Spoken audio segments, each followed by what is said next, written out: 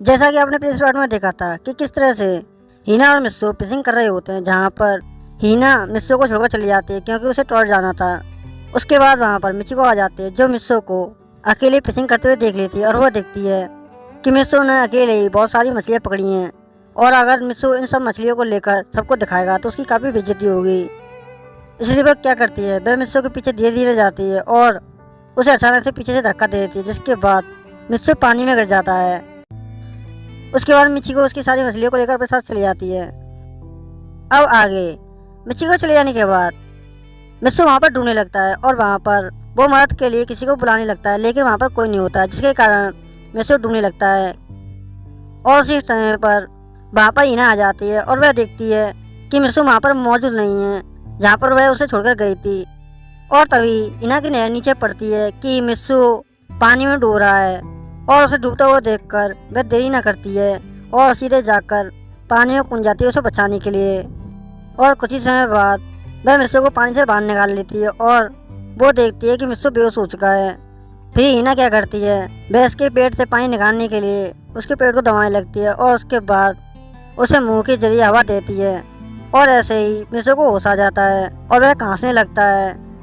और उसे होश में आते हुए देखकर हीना कहती है कि शुक्र है भगवान का तुम्हें होश आ गया।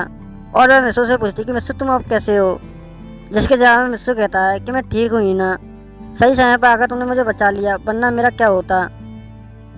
फिर हीना गुस्से में कहती है कि मिस्सू तुम्हें पानी में घुसने की क्या जरूरत थी जब तुमको तैरना नहीं आता। तुम्हें ये बात कितनी बार बोलनी पड़ेगी, पिछली बार भी तुम ऐसे ही पानी में डूब गए थे और इस बार भी। क्या तुम अपना ठीक से ख्याल नहीं रख सकते? मैं कुछ देर यहाँ से चली गई तो देख लो क्या हो गया। तो मिस्सू कहता है अरे हीना बस करो, मेरा पैर फिसल गया था जिस कारण मैं पानी में गिर गया। फिर मिस्सू इतना कहकर अपनी मछली की तरफ देखता है और वो देखता है कि उसकी सारी मछलियाँ वहाँ पर नहीं हैं और वह हीना से कहता है कि सॉरी हीना, मेरी वजह से हमारी सारी मछलियाँ पानी में गिर गईं। और ये सब सुनकर हीना को काफ़ी गुस्सा था और वो गुस्से में कहती है कि मिस्सू अभी अभी तुम पानी से डूबने से बचे हो जिसमें तुम्हारी जान भी जा सकती थी, और ऐसे समय पर तुम मछलियों के बारे में सोच रहे हो। मछलियाँ तो हम फिर कभी पकड़ सकते हैं, लेकिन अगर तुम्हें कुछ होता तो क्या होता।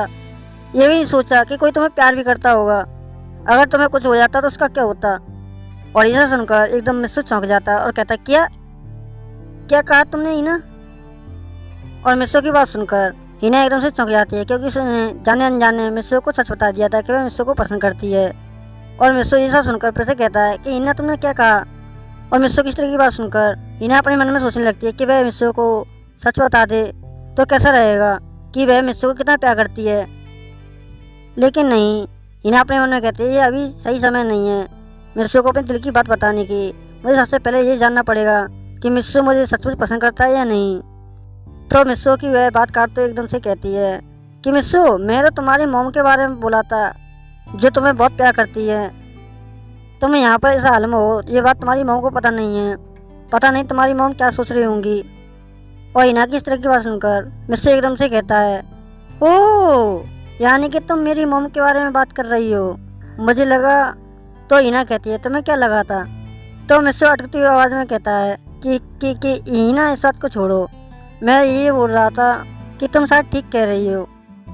मैं यहाँ पर हूँ और ये बात सोच सोच कर मेरी मॉम काफ़ी परेशान हो रही होंगी, पता नहीं हम घर कब पहुँचेंगे। और वह फिर से सैड होने लगता है। और मिस्सू को सैड देखते हुए हीना एकदम से कहती है कि मिस्सू इस बात को छोड़ो, चलो फिर से फिशिंग करते हैं। और हीना की बात सुनकर मिस्सू कहता है हाँ हीना तुम ठीक कह रही हो। और वह दोनों के साथ साथ बैठकर फिर से फिशिंग करने लगते हैं। कि तभी हीना मिस्सू से पूछती है कि मिस्सू तुम सबसे ज़्यादा प्यार किससे करते हो। और हीना की इस तरह की बात सुनकर मिस्सू एकदम चौंक जाता है और वह एकदम से कहता है कि हीना ये सब तुम क्यों पूछ रही हो। तो हीना अटकती हुई आवाज़ में कहती है बस ऐसे ही पूछा मैंने तुमसे, क्योंकि तुम मेरे सबसे अच्छे दोस्त हो और मुझे तुम्हारे बारे में पता होना चाहिए। और ये सब सुनकर मिस्सू हंसने लगता है और कहता है अरे हीना ये भी कोई बात पूछने की है, ये बात तो मैं तुमको कभी भी बता सकता था, लेकिन ठीक है तुमने आज पूछा तो मैं तुमको बता देता हूँ कि मैं सबसे ज़्यादा प्यार अपनी मॉम से करता हूँ। और दूसरा वह उसे बताने वाला होता है कि तभी मिस्सू रुक जाता है। और ये सब देखकर हीना कहती है कि मिस्सू दूसरा कौन है। तो मिस्सू कोई जवाब नहीं देता और कहता है कि हीना, मैं तुमको दूसरा नाम नहीं बता सकता, वो एक सीक्रेट है, क्योंकि मैं उसे सबसे ज़्यादा प्यार करता हूँ। और ये सब सुनकर हीना एकदम चौंक जाती है और हीना कहती है कि मिस्सू, मैं तुम्हारी दोस्त हूँ और दोस्त होने के नाते मैं तुमसे पूछ रही हूँ कि वह दूसरा कौन है जिसे तुम सबसे ज़्यादा प्यार करते हो, मेरा मतलब अपने मॉम जितना ही। देखो, ये बात मैं किसी को नहीं बताऊंगी, तुम मुझ पर भरोसा कर सकते हो। और हीना की इस तरह की बात सुनकर मिस्सू कहता है, ठीक है हीना, तुम पूछ रही हो तो आज मैं तुमको बता ही देता हूँ। वो लड़की कोई और नहीं, पाको है। और ऐसा सुनकर तो हीना एकदम चौंक जाती है और कहती, क्या? वो लड़की जो पाको है, मतलब पॉइंट नंबर 3? तो मिस्सू कहता है, हाँ, मैं उसी से ही सबसे ज़्यादा प्यार करता हूँ। तो हीना एकदम से कहती है कि मिस्सू, वो तो एक परमैन है और मैंने तो सुना है वो लड़की काफ़ी हिटलर है और टॉम बॉय है, उसकी कोई भी आदत लड़कियों से मैच नहीं खाती, फिर तुम उसे कैसे पसंद कर सकते हो? तो हीना की बात सुनकर मिस्सू हंसने लगता और कहता है, हाँ हीना, तुम एकदम ठीक कह रही हो कि पाको एक हिटलर लड़की है जो हमेशा हर किसी से झगड़ती रहती है, लेकिन उसके झगड़ने में एक प्यार छुपा है जो मैंने देखा है उसकी आंखों में कि वह मुझे कितना प्यार करती है। जब मेरी ज़िंदगी में कोई भी दोस्त नहीं था तो उस समय पर सिर्फ पाको ही थी जिसने मुझे दोस्ती का हाथ बढ़ाया था, और मैं उसे कब पसंद करने लगा मुझे खुद नहीं पता चला। लेकिन एक बात पूरी तरह से सच है कि पाको मुझे सचमुच बहुत पसंद करती है, और ये बात उसने मुझे कई बार बताने की कोशिश की, इसलिए उसने मुझे इस बात का फील भी कराया कि वह मुझे कितना पसंद करती है। वो मेरे लिए किसी से भी झगड़ जाती है, ये भी नहीं सोचती कि सामने कौन है, इसलिए उसने मुझे इस बात का फील भी कराया कि वह मुझे कितना पसंद करती है। लेकिन मैं ये बात उसके मुझसे सुनना चाहता था, इसलिए आज तक मैंने उससे कुछ नहीं बोला। और मिस्सू की इस तरह की बात सुनकर हीना अपने मन में कहने लगती है कि मैं कितनी गलत थी और मैंने क्या सोचा था कि मिस्सू किसी भी लड़की को पसंद नहीं करता। लेकिन यहाँ तो सब कुछ पहले से ही फिक्स है, क्योंकि मिस्सू ने खुद बोला है कि वह पाको को पसंद करता है, तो मैं उसके बीच में कैसे आ सकती हूँ। और ये सब सोचकर उसे गिल्टी फील होने लगता है। और ऐसे ही कुछ देर बाद हीना और मिस्सू फिर से मछलियाँ पकड़ने स्टार्ट कर देते हैं, जहाँ पर मिस्सू बहुत सारी मछलियाँ पकड़ लेता है, लेकिन हीना बिल्कुल नहीं पकड़ पाती है। और ये सब देखकर मिस्सू कहता है कि हीना, तुम्हें क्या हुआ? मैं देख रहा हूँ तुम कुछ खोई खोई लग रही हो और तुमने अभी तक एक भी फिश नहीं पकड़ी, क्यों, कुछ हुआ है क्या? तो मिस्सू की बात सुनकर हीना कहती है, नहीं नहीं, कुछ नहीं हुआ। फिर मिस्सू देखता है कि शाम बहुत हो चुकी है और उसके टीचर भी काफ़ी इंतजार कर रहे होंगे सभी बच्चों का। उसके बाद मिस्सू हीना से कहता है कि हीना, अब हम वापस चलते हैं, वैसे भी काफ़ी देर हो चुकी है, बाकी सारे लोग भी हमारा काफ़ी इंतजार कर रहे होंगे। और मिस्सू की इस तरह की बात सुनकर हीना कहती है, हाँ हाँ मिस्सू, हम चलते हैं, तुम आगे चलो, मैं अभी आती हूँ। और मिस्सू हीना की बात सुनकर वहाँ से चला जाता है और कहता है कि जल्दी आना हीना, मैं तुम्हारा इंतजार कर रहा हूँ। और मिस्सू के चले जाने के बाद हीना रोने लगती है और रोते हुए अपने मन में कहती है कि मैं भी मिस्सू को बहुत प्यार करती हूँ, लेकिन ये बात मैं उसे कभी नहीं बता सकती। लेकिन मैं क्या करूँ, मिस्सू भी पाको को पसंद करता है और पाको भी मिस्सू को पसंद करती है, तो मैं इन दोनों के बीच में कैसे आ सकती हूँ। और वह एकदम से डिसाइड करती है कि मिस्सू के लिए पाको ही अच्छी रहेगी, क्योंकि जहाँ मिस्सू को खुशी मिलेगी तो वह समझेगी कि मिस्सू की खुशी में उसकी खुशी है। और मैं पाको से माफ़ी भी मांगूंगी अपने बर्ताव के लिए, क्योंकि मैंने उससे मिस्सू से दूर रहने के लिए उसे बोला था। और ये सब बोलकर वो काफ़ी रोती है और उसके बाद अपने आंसू को पोंछते हुए वह मिस्सू के पीछे चली जाती है, जहाँ पर मिस्सू हीना को देखता है और वह देखता है कि उसकी आंखों पर काफ़ी सारे आंसू हैं। और ये सब देखकर मिस्सू कहता है कि हीना, तुम्हें क्या हुआ और तुम क्यों रो रही हो, और ये तुम्हारे चेहरे पर इतने आंसू कैसे? तो मिस्सू की बात सुनकर हीना हंसते हुए कहती है कि मिस्सू, तुम हीना कितने बेवकूफ़ हो, ये पानी है जो तुम्हें मैंने बचाया था ना, तब मैं काफ़ी सारी भीग गई थी और इसीलिए ये सब तुम्हें दिखाई दे रहा है, और मैं भला क्यों रोऊंगी, मुझे क्या परेशानी है? तो मिस्सू कहता है, अच्छा, मुझे तो कुछ और लगा था। तो हीना कहती है, ज़्यादा देर मत करो, टीचर हमारा काफ़ी इंतजार कर रहे होंगे। तो मिस्सू कहता है, हाँ हाँ, मुझे मत समझाओ, चलो यहाँ से।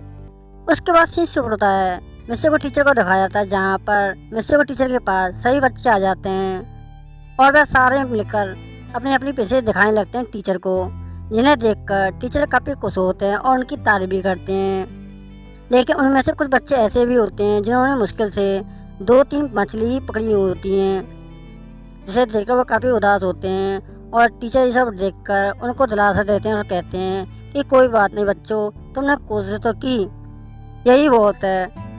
उसके बाद मिचिको की बारी आती है और मिचिको अपनी फिश दिखाने लगती है, जिसे देखकर टीचर भी हैरान हो जाते हैं और बाकी सारे बच्चे भी, क्योंकि मिचिको ने काफ़ी सारी मछलियाँ पकड़ ली होती हैं, जिसे देखकर काफ़ी सारे बच्चे मिचिको के पास आते हैं और उससे पूछते हैं कि मिचिको, तुमने इतनी सारी मछलियाँ कैसे पकड़ी, हमें बताओ।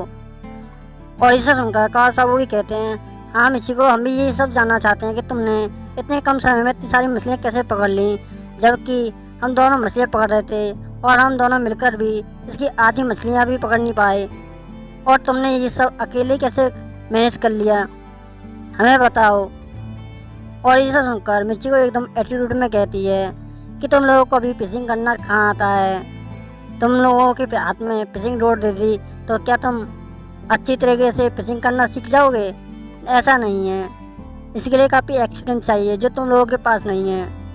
और ये सब बोलकर वह अपनी झूठी शान दिखाने लगती है।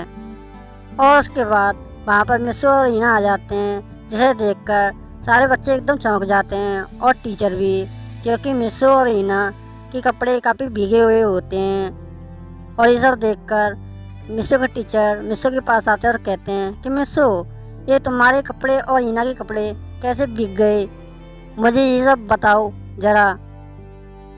और ऐसा सुनकर मिस्सू एकदम डर जाता है, क्योंकि मिस्सू को अभी तक तैरना नहीं आता और ये सब बात अगर टीचर को पता चल जाए तो उसकी काफ़ी बेइज्जती होगी। और ऐसा सोचकर वह टीचर को कुछ नहीं बताता है। लेकिन तभी मिचिको कहती है कि सर, मुझे लगता है कि मिस्सू और हीना पानी में उतर कर फिशिंग कर रहे थे और इसीलिए शायद उनके कपड़े भीग गए।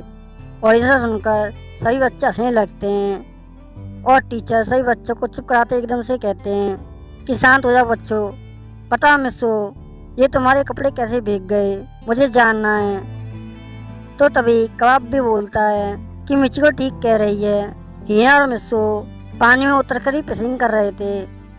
और तभी साबू भी कहता है, हाँ मिचिको एकदम ठीक कह रही है, क्योंकि ये दोनों मिलकर पानी में उतरकर फिशिंग कर रहे थे, तभी तो उन्होंने इतनी सारी मछली पकड़ ली, वरना ये भी हाथ नहीं लगती।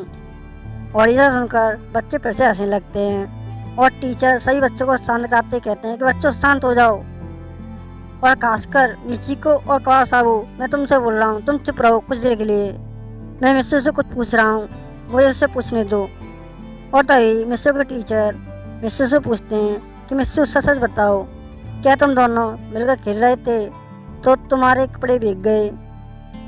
और टीचर की बात सुनकर मिस्सू कहता है कि नहीं सर, हम दोनों खेल नहीं रहे थे, बल्कि मैं गलती से पानी में डूब गया था और उस समय पर हीना ने मुझे बचाया, क्योंकि मुझे तैरना नहीं आता। अगर उस समय पर हीना मुझे नहीं बचाती तो पता नहीं मेरा क्या होता। और मिस्सू की इस तरह की बात सुनकर मिच्ची एकदम शौक हो जाती है, क्योंकि मिच्ची को लगता था कि मिस्सू ने अब तक नए स्कूल में जाकर तैरना सीख लिया होगा, लेकिन ऐसा नहीं होता है। और वह सोचने लगती है कि अगर उसकी वजह से मिस्सू को अगर कुछ हो जाता तो पता नहीं क्या होता, और वह सब सोचकर काफ़ी डर जाती है।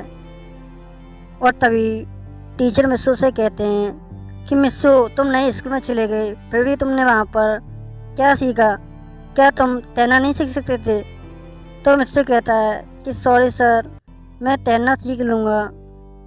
और ऐसा सुनकर टीचर काफ़ी गुस्सा होते हैं और वह एकदम से कहते हैं कि तैरना सीख नहीं लूँगा, बल्कि तुम तैरना सीखोगे। तो मिस्सू एकदम चौंक जाता है और कहता है क्या सर? तो टीचर कहते हैं अभी समझ जाओगे। और वह हीना के पास आकर कहते हैं कि हीना, तुमने मिस्सू को बचाया था और अब तुम उससे तैरना सिखाओगी जब तक हम यहाँ पर रहेंगे। और इसे सुनकर सारे बच्चे एकदम चौंक जाते हैं और मिस्सू भी। और मिस्सू कहता है नहीं नहीं सर, मैं फिर कभी सीख लूँगा, अब छोड़ो।